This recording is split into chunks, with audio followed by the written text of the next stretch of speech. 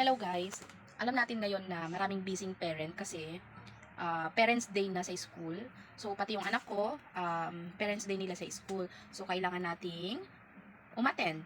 At syempre, meron yung mga pledge na syempre kung ano yung ibibigay mong handa, yun yung iluluto mo. Kaya napili namin mag-share ng Shanghai. At chicken Shanghai yung ginawa ko kasi meron kaming Muslim na kaklase. Muslim na kako-parent. So, ayun. Tignan nyo ang aking ginawa.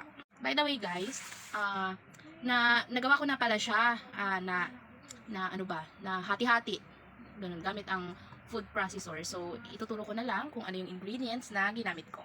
Meron tayong carrots, syempre carrots, onion leaves, bell pepper, garlic, onion, ito onion, and chicken breast yung ginamit ko guys. Dito na tayo sa next step guys. Maglalagay tayo ng paminta. Syempre, durog na paminta ang gagamitin natin. Paminta.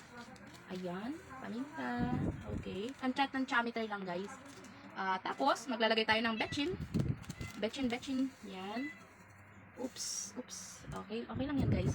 Tapos, maglalagay tayo ng dalawang itlog. Kasi guys, medyo naramihan ko siya. Ang dami kong nagawa. So, pati shell. Ayan, guys. Yan. Guys, ilalagay na rin natin. Oops. Okay. So, dalawang itlog na yan, guys. Dalawang itlog yung nilagay ko para mas masarap. Lagyan natin siya ng asin, guys. Asin. Yan. Okay. At, i-mix na natin to lahat. Paghalu-haluin. Okay. So, nahalo ko na siya, guys. Ang gagawin ko na ngayon ay magbabalot. Ito yung pinakamahirap gawin, ang magbalot. Kailangan mo siyang paghiwa-hiwalayin.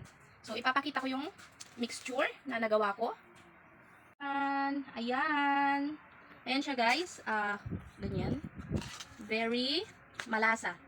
Yan. Wow. So, i-set aside muna natin siya. Ilagay muna natin siya sa ref. Habang tayo ay naghihiwalay ng wrapper. At mamaya, pagkatapos ng maghiwa-hiwalay, ready to balot na tayo guys. So ayun, titignan natin later kung marami ba tayong magagawa. Okay, bye for a while! So yan guys, natapos ko ng paghiwa-hiwalayin ang mga wrapper. Meron akong nagawang 1, 2, 3, 4, and 5. Ayan na sila guys. Yan. So magbabalot na lang tayo. So ayan guys, magbabalot na tayo. Kakailanganin natin ng wrapper, of course, ang tubig, lalagyan, at ang mixture. So ayan guys, magbabalot tayo. Tuloy-tuloy natin to. At nakadalawa na ako. So ganito kalalaki siya guys, ganyan. Ganyan siya kalalaki. Ayan, kita mo naman, very malaki ba? Ano ba yan? Oo guys, ganun. So para naman sulit kainin, di ba? Hi! Okay guys, bye!